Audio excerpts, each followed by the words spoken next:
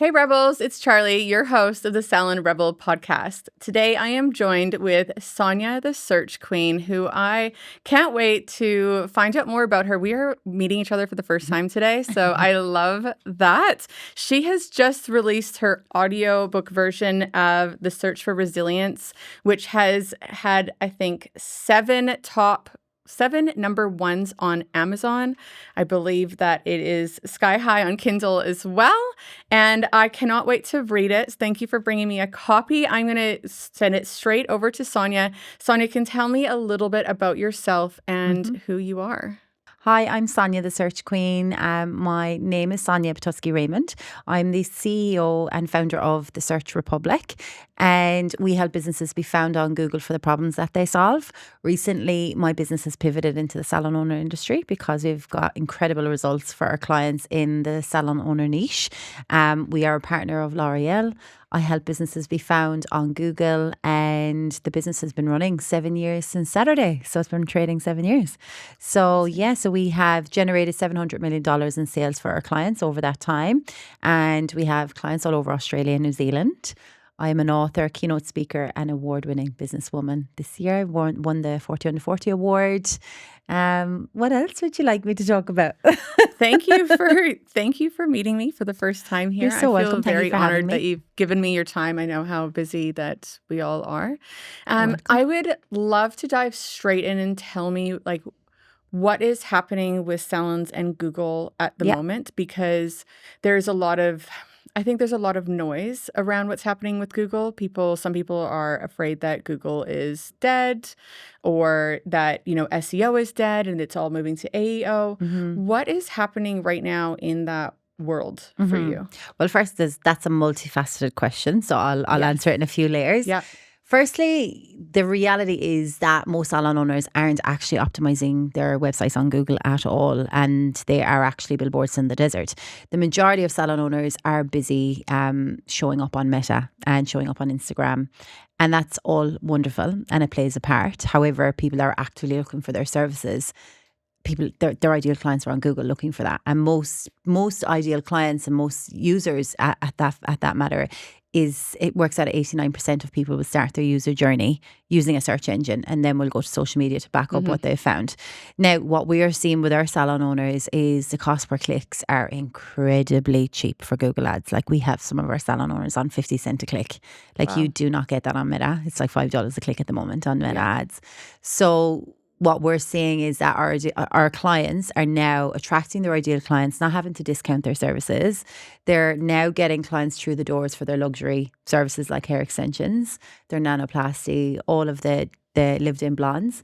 And what they're becoming a bit more competitive, and they're having more bums on seats, and they're not having empty capacity, or their stylists actually standing around waiting for people to come through the door. So what we're seeing with our salon owners, when they partner with us, their business booms. So that's what we're seeing. With regards to salon owners, not many of them have raised concerns about AI, because, to be perfectly honest, what I do sense is a lot of salon owners are so many of them are time poor. So they barely know how to open an email, let alone understand what's happening in the AI space. So what we are doing at the moment for salon owners in the AI space is we are also have a product called AI appointment setters. So essentially, any of the ads that actually drive traffic directly to that client's website, our voice agents are actually booking them directly into their calendars. So they're not needing to stop styling on the floor to answer a call. Or some of them do not need to have that money front of house anymore, because now their voice agents are actually booking directly into the calendars. In the AI space, specifically with SEO, just to answer that question, everybody has that buzz around that, that buzzword. Everyone's like, SEO is dead, Google's dead. That's just simply not true. The reality is search is changing, yes, but it's not dead. Google is one of the biggest businesses in the entire world, and they have been for a very long time. And what is happening is that it is evolving, because if you would have noticed the AI overview section on the top positions of Google, you will find that you actually get an overview of what people are actually searching. So less people are clicking through, they're looking at the AI overview section, absolutely. But Google gets you found and chat engines get you picked. So we don't just optimize for Google, we also optimize for the chat engines called answer engine optimization, so AEO. So the reality is you need to have both. You need to be everywhere at the moment, just like you need, like Meta plays an important part of the user journey behavior. Equally, Google and AI all coexist together. But it's more about what is the main goal of that salon owner. If they want more bums on seats, Google Ads isn't going anywhere anytime soon. And that is where every salon owner needs to start. And that's what we're seeing, really. But with regards to Google being dead, it's very easy to throw that out there because, you know, they change the rules so often. They change the rules 5,000 times a year. But people still use Google every minute, every hour of every second of every day. I mean, we're just searching on it differently. Now I'm searching in the bar at the top. Absolutely. You know, we're just getting... Like, could we always do that? Yeah. Could we always search in the bar at the top? Yeah. You know, when you had to put like HTTP, and now that's just what I use. That's Google Chrome. Yeah. So when you're looking at a client, say, website, and we're talking about optimization, optimizing their website, how do you optimize like for AEO versus SEO? Like, what's kind of the difference in optimizing? Well, the large language models have their own criteria, and that all falls into schema markup. And I think we would end up having to go down a very technical rabbit hole if we were to uncover all of that. But realistically speaking, it has its own criteria that it needs to be optimized for that chat engine. So Gemini, Claude, ChatGPT, the reality is they need content and rich content in order to pull it into the chat engine. So if your website doesn't actually have the content on the site, there's no way it's going to show up in the chat engine either. Second to not having any of the criteria that needs to be found on the chat engine. Do you know what I mean? So like there's certain markers that need to come into place. Similarly, like with SEO, you have your on-page, off-page technical. That's the formula. But that is all based on Google's algorithms.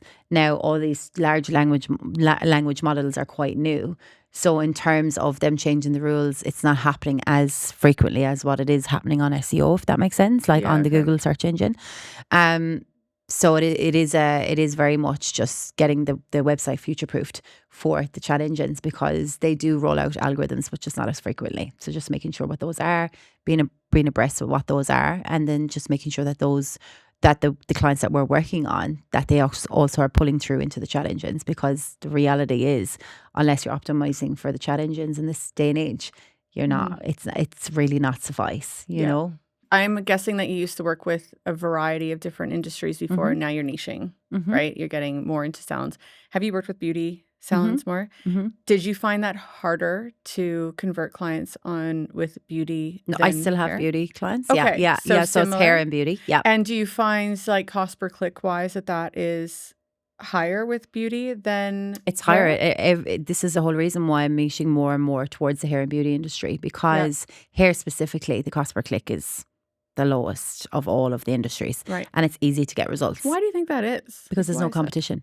Right. Okay. Whereas I find that more and more people are using using Google and using Google ads, and you know, like Charlene from Circles, for instance, telling everybody to use Google ads, and then even personally finding in the last like year that our cost per click has been going up a bit, and because that's the way it works, right? Is that you have more competition. If there's more competition though in the salon owner industry, the cost per clicks will be going up, absolutely. Yeah. But what we're saying is, if you even do a search yourself on Google, you will see in the sponsored section, you very rarely will see one ad.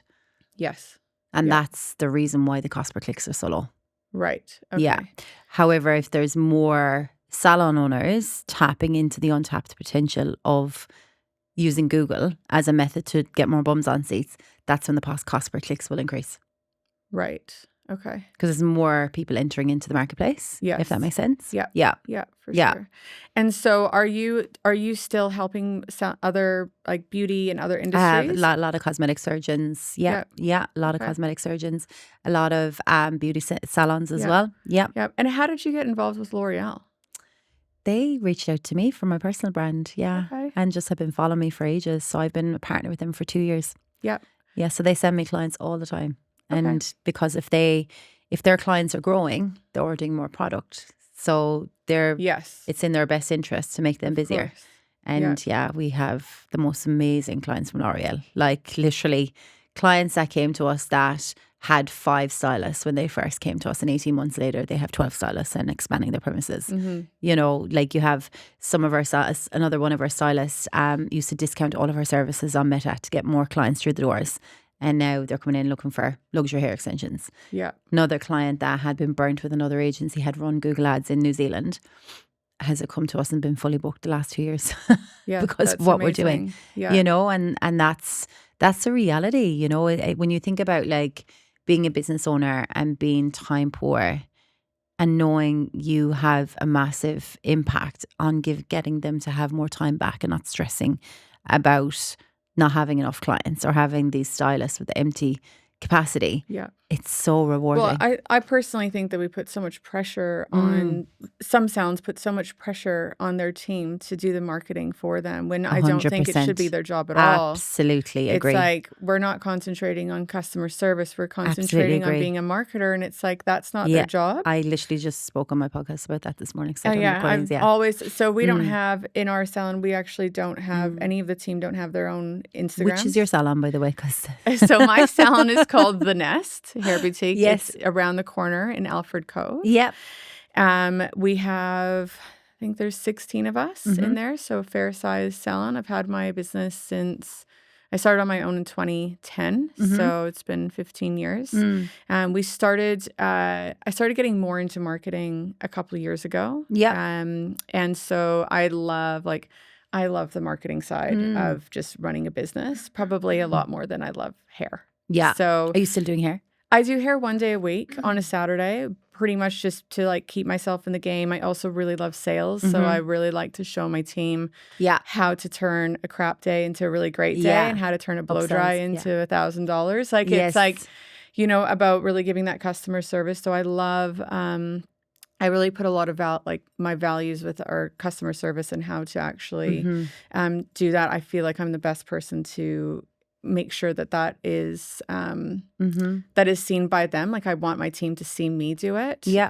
And I love it. Like my Saturdays when I go in and work on the floor, like that's like my fun, easy, hectic, but fun day. Yeah. Whereas it's the other days that I'm driving the business. Yeah. I hear you. So are you running Google ads yourself at the moment? Yeah. Yeah. So, are you doing it yourself? Yeah. So we had hired somebody, I hired somebody for a while and we finally, I love him, but I finally turned him off a little while ago. It took me a long time to kind of wrap my head around that. And then we started taking it over about, I think it was probably a few months. Why did you get rid of the guy that was looking after it for you? Because I could do it. I felt like I got to myself to a point where I could take care of it myself now. And so we run our own Google and Meta ads. And one thing was I just felt like I really wanted to learn it. And the only way that I was going to be able to learn to do that, if I ever wanted to do it for anybody else, was I needed to do it for myself first because I needed my own business to be the risk first, right? Not risk that kind of money on someone else's business. So I just wanted to learn a little bit more about that. And I'm quite close with the IT guy. It's actually the same guy as Charles. Guy. So we became like pretty close that way. And he was, it's been kind of a transition over time. I think he knew that I would eventually always go that way. And Is that White Chalk Road? Sorry? Is that White Chalk Road that you used to work? No, his name's Jerry. Yeah. And he refuses to come on my podcast. I tried to ask him. He's like, hell no. Yeah, I love the creative part in the copywriting and stuff on Meta. So we do that. But I do find that having them both together, like, has increased our new clients drastically because I think, you go on Google, somebody searches you, they look up you up there, and then they end up getting retargeted with your Meta ads that backs that up. Well, you also can do remarketing as well on Google as well. So there's search campaign, which you appear in the top few positions under the sponsored section.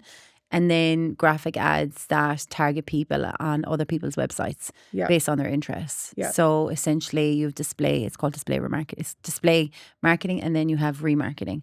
So basically they're two different audiences. Display is targeting people at the very early stages of their buying cycle that don't know yet they need your services. So if they're researching lived in blonde, for example, or if they're researching nanoplasty, or, you know, all of the buzzwords that are out there, or antifrizz, for example, or keratin smoothing treatment, and then your ad pops up, or extensions, it's a graphic and it's relative to what people are looking for. So then people are going to jump on the ad because it's graphic and it's right in their face, and then, oh, these guys are near me. Great, I'm just going to make an appointment there.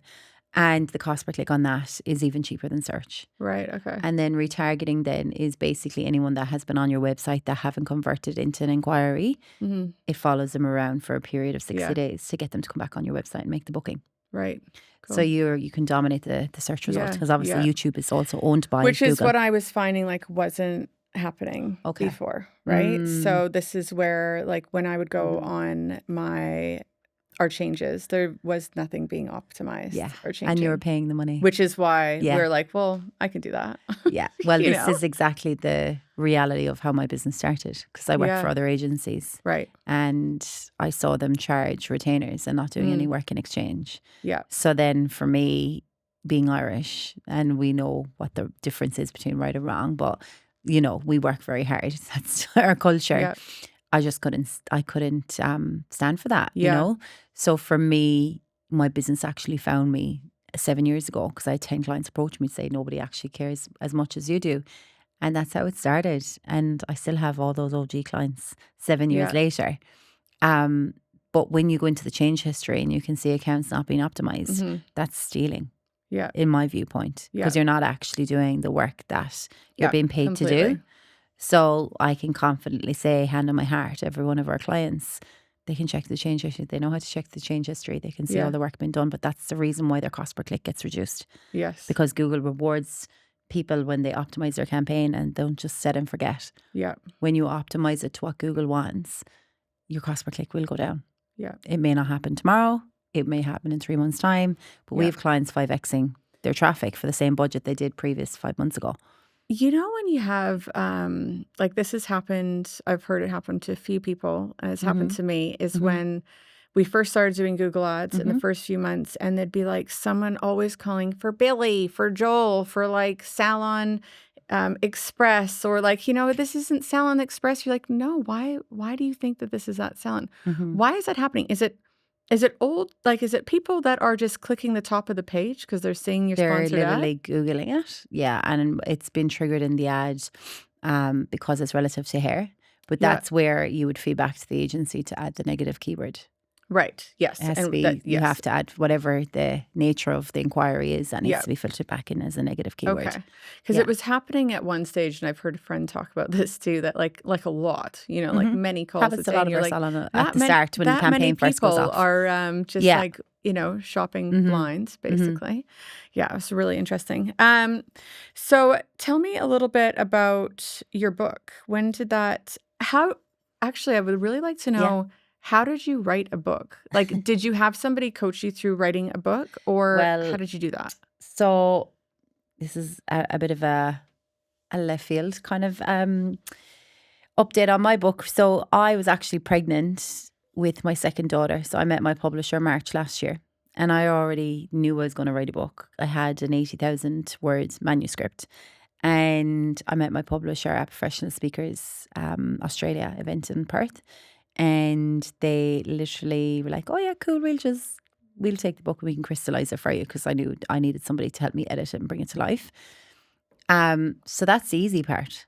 But the marketing of your book is huge. Like that was a solid 6 months on every day, you know, marketing the book, showing up all the times, after hours, and then having a young baby as well. You know what I mean? Like, it was a lot. Did you have somebody coach you through that? Or did So I didn't. So coaching of like how to market a book? No, because I'm a marketer.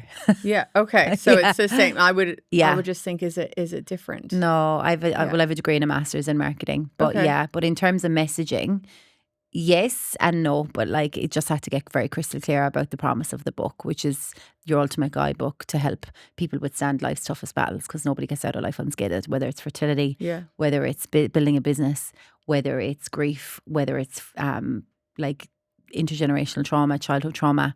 It's all in the book. So it speaks to so many different people, Yeah. you know? Amazing. Yeah. And it's funny because I wanted to write a book, and I've got this guy that basically sells a program about how to write a book in 90 days kind of thing. Yeah. And just like the format of how you start the book, how you know, I haven't done it yet. And it's one of those things that's like, will you ever To actually her write a book? basket. Yeah. Yeah. Well, Something this is exactly, happens. you can do that as a you can do, I could have done a container with my publisher as well. And I just know I don't have fucking good time for that. Yeah. You know, I'm like, nah, I just want somebody to actually hold my hand and actually bring it to life with me and fill in the gaps with So me. did you sit down and literally write the book by yourself first, or like I brought all of my copy together into one manuscript, all Okay. of my stuff. Yeah. And then from there, we determined the flow, the structure. And then if there was certain gaps, and then there was parts of the book that was finished probably this time last year. Yeah. Okay. So it wasn't all complete. It was probably 80% done. Yeah. Cool. And then And how many copies have you sold so far?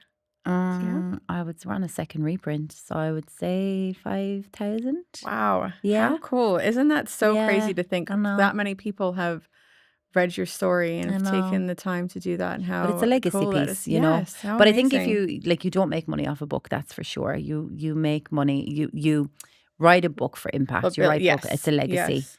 It's cost of absolute fortune to Yeah. do it. Best thing, most expensive thing, most rewarding, hardest thing I've ever done. Yeah. Hands Okay. down. It's like, because it's a once in a lifetime. Most people have this ideology of wanting to write a book, but not many people do it, you know? Yes. Of course. So my motto is go hard or go home. So I was all in for 6 months. Yeah. Well, even 9 months really before that. That was just after having my baby as well. So it's just, it's been a crazy 2 years for me.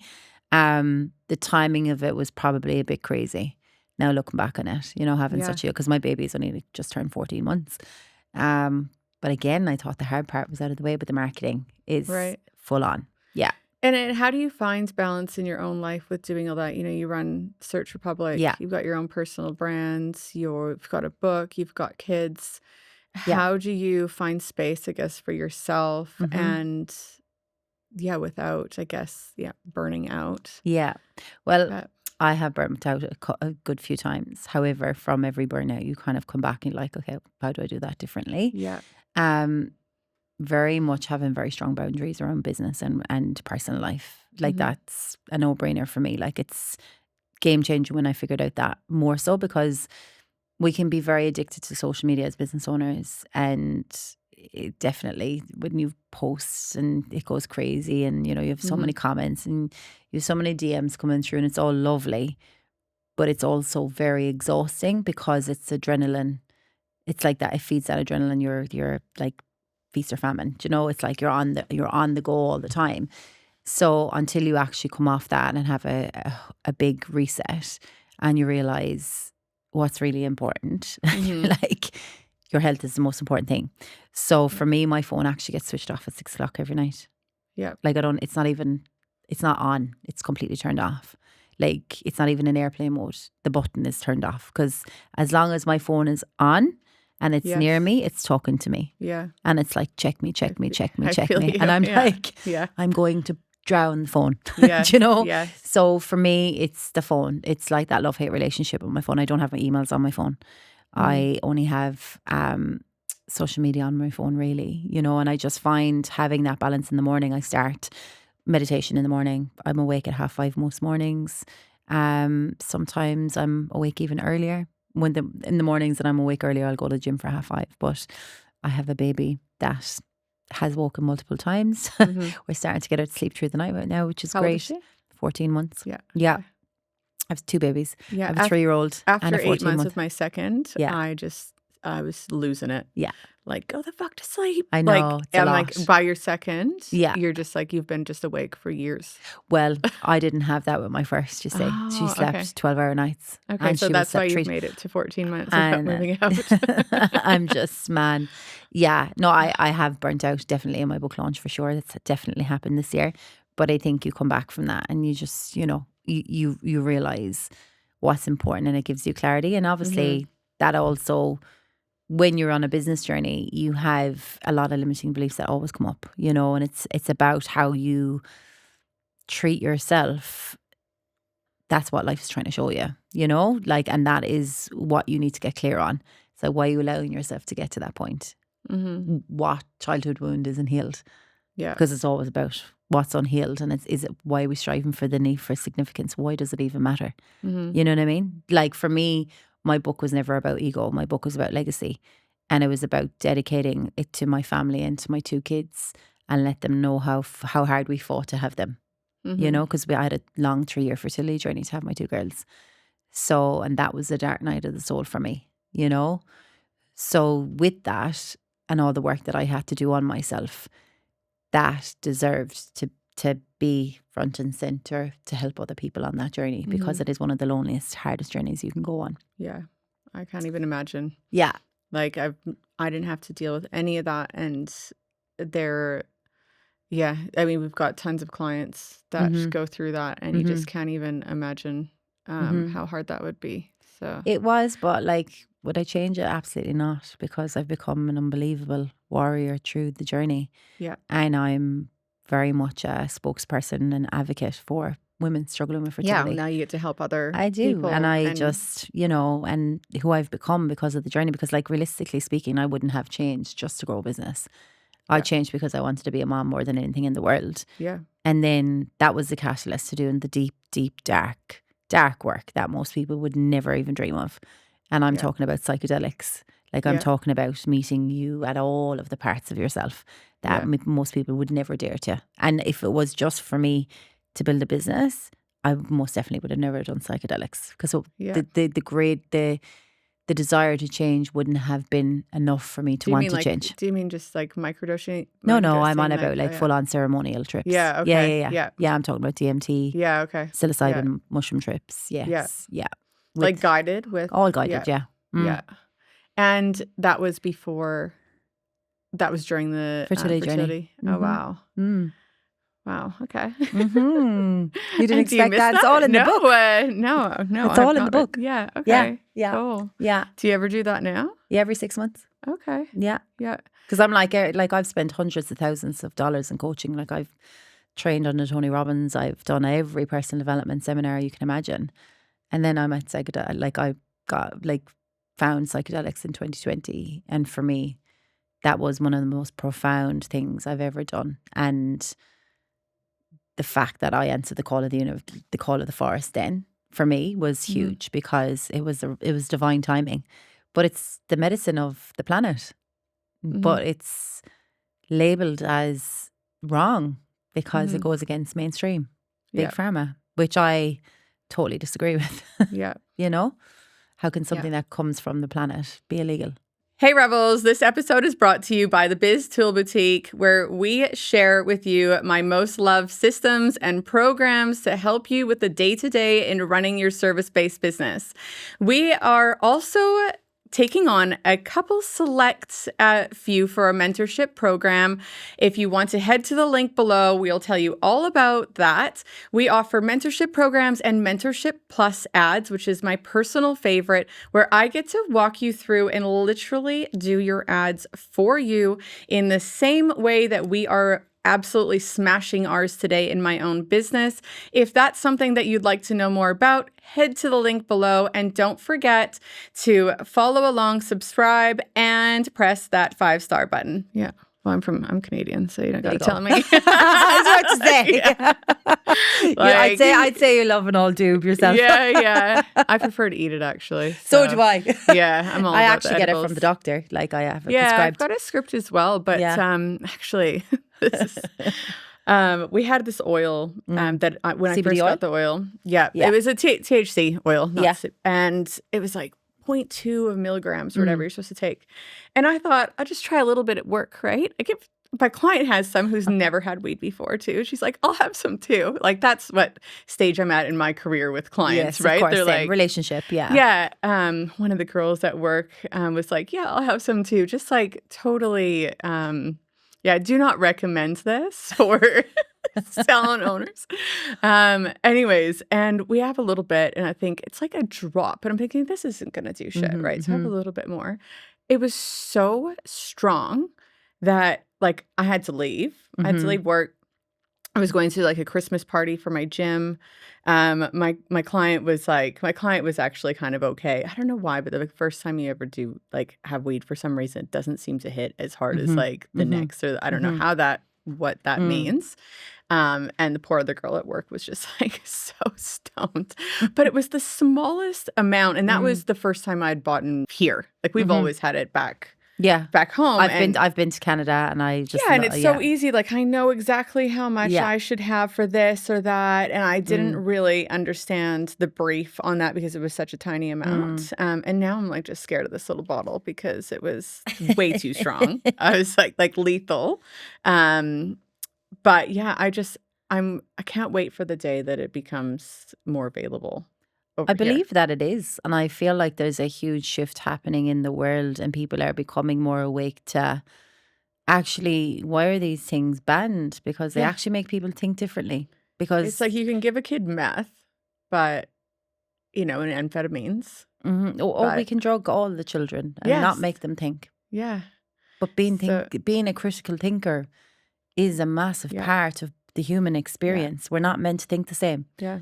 All of my best business ideas have always come from when I'm high. Same. Like every single one. That's why I don't think this. I mean, I've had some of my worst ideas as well because they're very out there. But like, it's like I just can't imagine a life without it. Yeah. But I hear you, girlfriend. How are we allowed to drink? But drink actually kills brain cells, so it stops us from thinking altogether. So. But again, it depends on what rules you pay attention to, because I'm the biggest rebel there ever is, but like whatever. How fitting to be on your podcast. Yeah, I love that. Yeah. So what's next for you in your journey with where you're going with the Search Republic or your personal brand? I love this question because everyone's asking me like, what's next? And I'm like, I don't know. Like, other than consistently actually showing off for my clients, because I love what I do like so much. But with regards to what I've kicked this year and the goals that I've kicked, it's huge, like a book, and I launched my podcast this year. I launched the audiobook, had our biggest year financially, and I have 2 small kids. So I'm happy to just be in the background for a while now, and I'll launch another book maybe when my kids are in school. That's kind of where we're at now. People always ask like, what's your next goals? I'm like kind of weird. I don't really believe in like goals. I'm just kind of like, we'll just see what happens next week and what I want to do in the coming weeks, because it just changes all the time. And I think sometimes you can get defined by your goals and stay on this path because you're like, this is where I'm supposed to be going. And instead of taking other opportunities or maybe scrapping that idea that didn't work out so well, you're like, your big idea that I thought of after a couple joints, maybe that's not working out so well, and I need to, I need to pivot from there. And so I think it's nice sometimes to just enjoy the business that you've built. Enjoy being present. Yeah. And just actually take it in. Yeah. Because success without fulfillment is the ultimate failure. Yes. It is. And, I've often found myself in those moments where I'm like, why am I striving? Like, it's great to have these goals, but unless it brings you happiness, there's not much point. Yeah. It's like my idea of like when I feel super successful is when my business is making money and I'm at home cooking, or baking for the kids. Are you ever guilt-free, like when you're at home? Sorry? Are you guilt-free? Kid-free? Like, yes. Yeah. Guilt. Oh, guilt-free. Yeah. When you're running a business, do you feel guilt-free? Like when you're not working? I would probably say not really. There's always something to do. There's some guilty about something, and then I'm not guilty about that anymore. You should be doing this. Something else. Yeah. Like that's what I mean. Us as business owners, we're just conditioned for more and more and more. It's great to a point, but you also have to catch yourself and be like, Be your internal coach. I mean, I constantly feel guilty that like I just do not want to play with my kids. Like I don't want to. How old are they? 4 and 6. 2 little girls. Oh. And like I love watching them. I'm like, you guys go make up a dance. Mom will have a glass of wine and watch you guys like put on a show for me. Like I love that. Or we can do cooking or whatever. But I don't want to play monsters or I don't want, it's like if we play hide and seek, Mom's going to find somewhere really good. Yeah. And I'm going to lay there and probably be scrolling on my phone in the bathtub. Like, it's like, I find that I think as entrepreneurs, we're usually pretty hard on ourselves with, could be doing everything a little bit better. Yeah. And I think you're always going to be stretched thin, like better to my team. I'm always want to be better for my team, our clients. But what do you do for yourself though? I go to the gym, I cook, I go to church, I go, there's, I definitely do find things to do for myself. I'll take myself shopping for the day, lay there, stare at the wall for an hour while my husband is dealing with the kids. And I'm just like, I'm going to get in shit for this in a minute. Just totally pulling a selfish right now. But, I do things, but I think you just never don't have, no guilt. And then I'm being from Canada, my parents are both back home. They're both very unwell. So there's a whole nother level of guilt. Yeah, I hear you. My mom is as well. Yeah. Yeah. So my mom has Parkinson's, pretty severely. She's in the hospital right now. Had a fall a few days ago. Can't even call her. Never know when it's going to, and it's it's quite bad. So my dad's had a stroke. He can't talk. He can say one word. He's incapacitated. So it's pretty messy. As messy as it could possibly be, it feels. Do you have siblings back there? Yeah. So I have one brother who lives with my mom, takes care of my mom, but also is struggling with that because he's like, I don't want to be the carer. And that's the whole nother, and then me and him don't have a great relationship anyways. And he doesn't have an understanding. He has no idea. It's like, I would never have to worry about him listening to this podcast. He does not give a shit what I do, or have that relationship. He's on his own journey. Yeah. And so there's just so many things. No, if I turn one thing off, the other thing just pops up. And sometimes I find we end up working to basically get us away from that. It's like, I'm going to keep busy so I don't have to think about this other stuff that I can't control. Because sometimes I feel like being bored or having time is torturous for me. Really? Yes, because I'm then alone with your thoughts. Yeah, but especially stuff that I can't control. If I really think about what my parents' days are like, it's really hard. I do think about it, but it's difficult. So it's I kind of want to keep moving. I've never liked being bored. Even as a kid, it was torture for me. Same. It was just, I was always that annoying person when everybody was hungover that I wanted to go and do something the next day. And they're like, we're fucking hungover. We just want to lay here and watch TV. And I was just like, that sounds awful to me. Let's go out again. Let's get back on it. So what's your family like? Yeah. No, I have my older sister here, younger sister back home in Ireland. But yeah, it's hard being this far away from home when you have sick parents. Definitely, I hear you, girl. I hear you. Yeah. But my husband is very hands-on. He's home 2:30 every day. Yeah. He cooks, does all the dinner in our home. More so because he enjoys it. 5 years ago when my business started exploding, because I'm in business 7 years now, but 5 years when it really started taking off, I was just had to kind of really reassess my time and where I was spending it. And for me, cooking was just not something that, firstly, didn't bring me a whole lot of joy. And I can cook, I'm a great cook, but I also am a bit out of practice now because I haven't cooked in 5 years. Yes. So he cooks dinner every night, he does the shopping. So we very much we don't have a traditional family background. That's not us. We're very much a modern family where it's not the man that's the main breadwinner, it's me. And, we're both very proud with the roles that we play, but there's never a inferior complex between us. I think if anything, it makes me even more grateful to have such a wonderful husband that is so hands-on with my kids. Because my mom and dad broke up when I was quite young as well. Yeah. So my dad left when I was 7. So I speak about all of that in the book as well. Yeah. So for me, like having an amazing man like Kevin by my side is just everything, you know. That's awesome. And he's an amazing dad to Yeah. the 2 girls, you know, and Yeah. they're obsessed. Yeah, that's You know. like similar to mine. So my Yeah. husband isn't working at the moment. He wants to go back to drafting school next year. But he's home with the kids, so he gets to do the the pickups and the drop-offs, and we get to like handball. And I think it would be very, very different if he was working Yeah.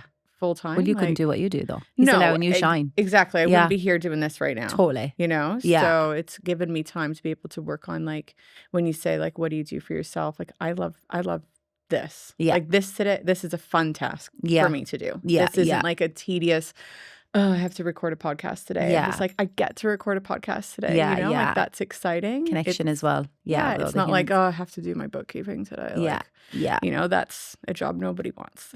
Do you do your bookkeeping? No, I just mean she does my book. Amber does my bookkeeping, but Yeah. just querying receipts or something, just Yeah, I finding know. receipts. Yeah. Like we do such a little amount of bookkeeping and it's still too much to me. I have, that's all outsourced. Like I have somebody that does it all, invoices, everything. But you have to, when they ask you queries for things, you still have to answer it, don't you? Well, not really, because she's so across my books and all my emails are automatically go to her. Right. I guess probably for yourself, the invoices are probably different in the terms of how many things we lose as a Of course. salon. Yeah, you wouldn't like you have a lot of waste, I'd say. we're losing Woolies receipts. People Yeah. go out and buy stuff randomly during the week. So we have all these different things that are not. Whereas Whereas like my other brands, like the Charlie brand. So I've got that Charlie ecom brand, which is like the Velcro rollers. Oh yeah. Have you seen those online? So that's my ecom brand. Are you doing Google shopping for them? We don't. We aren't right now. We are actually just in the process of possibly selling and selling a portion of it. Should you be saying that on the podcast? Yeah, I don't care. Because if somebody wants to buy it, like give me an offer. Honestly. But I'm just going through I've just been made an offer actually, and I'm going to talk about it on my solo. But yeah, we kind of scaled that back. We'd scaled it up like 2 years ago. Then I don't know what happened. Oh, this year some shit happened that threw me. And then I kind of stopped a bit, and we kind of scaled back.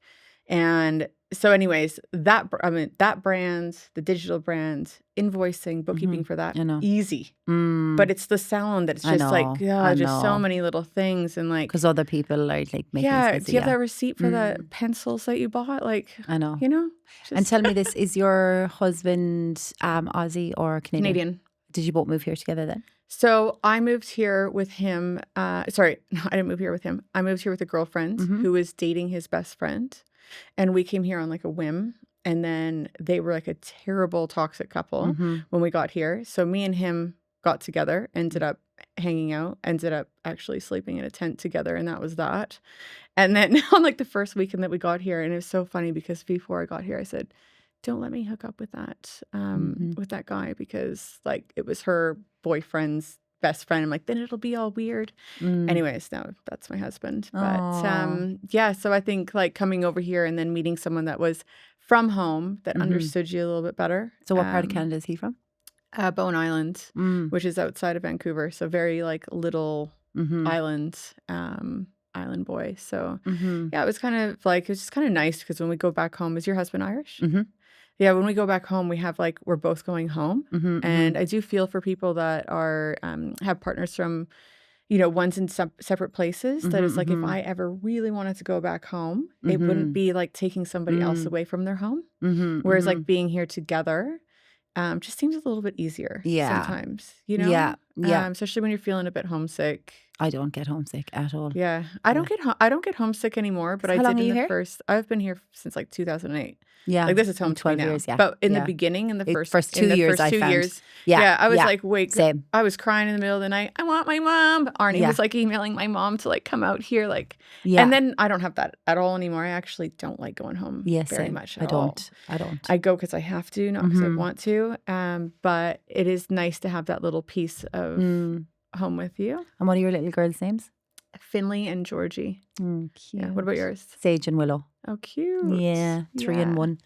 So fun times. Willow started walking the last few days. So same age gap then. Yeah. It's really nice. It's so good because when they become that little bit older, they're like each other's best friends. And, you know, they're playing so nicely. Not always, but they play They kill nice. each other at the moment though. Yeah. They still have those times like mine do, but they play together too. So you get those moments of like relief. Like I said, like playing, like actually physically playing with my kids, I find hard. I think it's weird that we don't talk about that more, that it's like it's not common to want to play farm animals. You know what I mean? Or it's like it's not natural for a 40-year-old woman to like be like playing with farm animals. So it's really tiring and hard to like get into character and do that for more than like 3 minutes. You know? So and they're always like, play with me. And I'm like, no. I know. You know, I always have an excuse. Oh, just after I do this, just after I do that. And so that's, you feel bad. Feel bad for that. But I mean, I think every mom does it. I don't think it matters whether they have a business or not. I think everybody struggles. No, absolutely. With that. I definitely, I can hear you there. We do make time for it at night time with hubby and I, because we have an au pair as well that lives with us. Yeah. So she does the washing and the cleanup after dinner to allow us that connection time as well with them. But like, to me, I don't particularly like playing with toys, but like we do dance parties and we do hide and seek. And we do roll and like we'll roll the ball, and I think I'm more obsessed with seeing my babies as excited about the ball than the actual game itself. You know what I mean? We just started playing pickleball with do you know pickleball? So it's huge it's huge. I think it started in North America. It's like it's called a wiffle ball, which is like it's like a between badminton and tennis, where like the ball is plastic and light and like has holes through it, and the paddle board is kind of like a ping pong, and you play it at a tennis court, but it's like much smaller. It's at a tennis court, but the lines are smaller. And so it's like you go to play and it's like playing tennis, but when you go to play tennis, unless you're a tennis player, you go to play and you really suck at it. And it's like you can't get like a good rally in. You go to play pickleball, and after 15 minutes, you're like, fuck, I'm really good at this. And it's super fun. And anyways, my daughter, we're finally just we're just starting to like proper sports stuff. So she's starting to learn pickleball, which is really fun. So we can actually finally go and play stuff. That's like, okay, I can get around doing this because we like it. It's active. It's more fun. It's like, I've always been sad to go, it's going to be really sad to see all those little toys go and things like that. Now I'm like, it's actually going to be nice to be able to share things that we are genuinely all like to do together. Yeah, which would be really nice, Absolutely, going on a proper bike ride. Can I ask you as well, how long have you had your salon? I've had my salon, I went on my own in 2010. 2010. So 15. I think I had my first staff members when I think it was 2013. Oh, yeah. Yeah. Very so good. we started underneath my house. And then I moved to Hislop Road, which is in Adadale, which was 100 square meters. And then 5 years ago, we moved to Alfred Cove and doubled the space. We've got about 200 square meters there. So we've been there for 5 years. Very good. Yeah. And what's the plans for the salon? I guess just like we've restructured it this year. I lost some team members earlier in the year, which really kind of threw us a bit in the beginning, but just had to sort of restructure that. It was in the end, it was kind of one of those like silver lining best things that could have kind of happened, because I got the opportunity to restructure the business the way I needed it to be, so that I could those step bad out. apples out. Yeah, exactly. And did I ever? But I always say like those kind of salon detox moments, whether or not you had to let somebody go or they left or whatever, you have the opportunity to restructure and redesign your salon the way that you want it now, because it's really hard to do that when people have been in your business a long time. Yep. Like having somebody that's worked for you for like 8-9 years and trying to change them is so hard. I know. As you change as a salon owner, and you want different things. Now I've got my own personal brand. I went from working on the floor with everybody to really stepping back.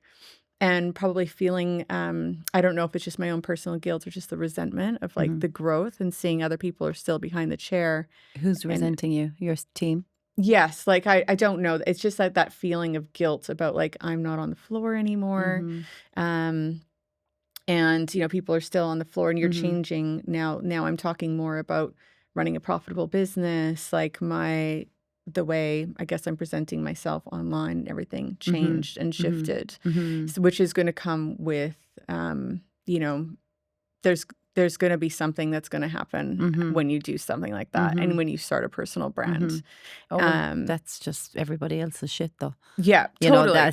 But it does end up affecting aggravates people. Yeah, but then it can affect your business, and you can have team turnover, and it's like you're kind of restarting, rebirthing this salon of how I want it to run now, which is what we worked on in the last year. So really, it's just about keeping that consistency for my clients, making sure that our customer service is at the highest level it possibly can be, and yeah, really just creating a good place for apprentices to come through. We're huge on apprentices, so we want to be pumping seniors into our industry so salons like mine can stay alive. Yep. So we're big on that, and yeah, I'm just like really just trying to keep it, not keep it the way it is, but just keep up, keep up, making sure that we're always doing that next thing, that we're always evolving. And tell me, what products do you stock in your salon? We stock, we're hair care. We do lots of hair care, Lakme and that color wise, and then Amika, Amika, Color Wow, Olaplex. Did you stock L'Oreal before? No, but we are about to go with Kerastase. Yeah. So get Kerastase, and we're kind of pondered on the L'Oreal thing a bit, but we've pondered on the L'Oreal thing a little bit.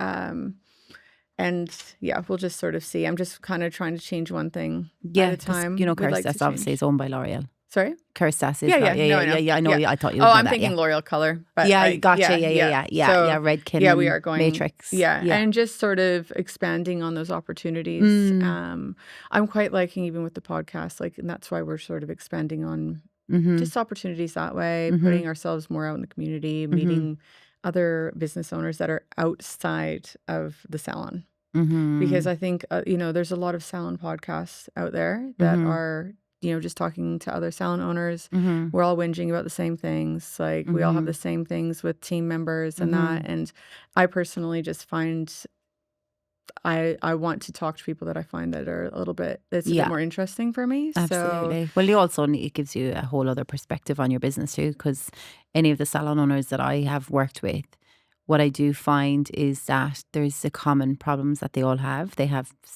these stylists standing around, and then they end up falling into content to fill the capacity, and they're managing all the social media accounts, and you also then don't have proper standard front of house when they there's no proper processes in place, and they have they would discount their services as well to get them through the door and fill the capacity, but then it's costing them, and then they don't know anything about marketing, and then some of my salon owners are going through divorces with their partners because the salon is just overtaking their life. And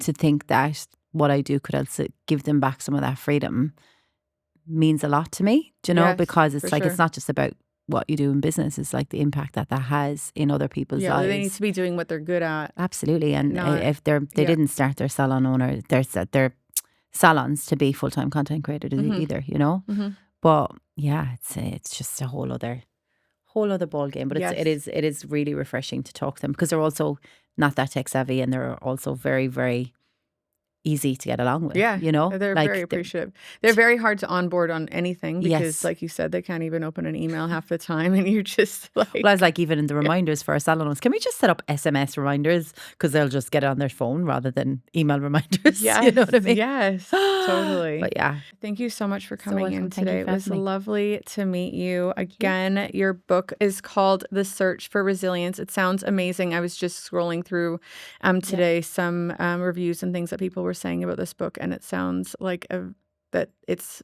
number one for very good reasons. is. So thank you for putting that out there for Thank you, my love. other women. And if anyone wants to grab a copy, they can grab it on Amazon or in Dymocks. I will put the books. link on the show That would be notes great, as well. Which would but be even amazing. in the local store, if they're in Carnup or if they're in QBD Books anywhere, or WH Smith, it's in all the bookstores in Australia. Cool. New Zealand. How cool. That must have felt pretty cool to see that for the Honestly, first time. I got very emotional when I saw it on the shelves for the first time because I was like, that's amazing. Never in my wildest dreams, but that book's not about me. It's about everyone it's helping.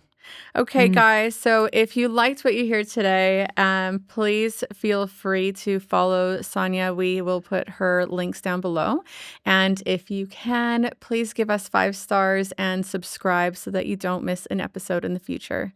Thank you. Bye.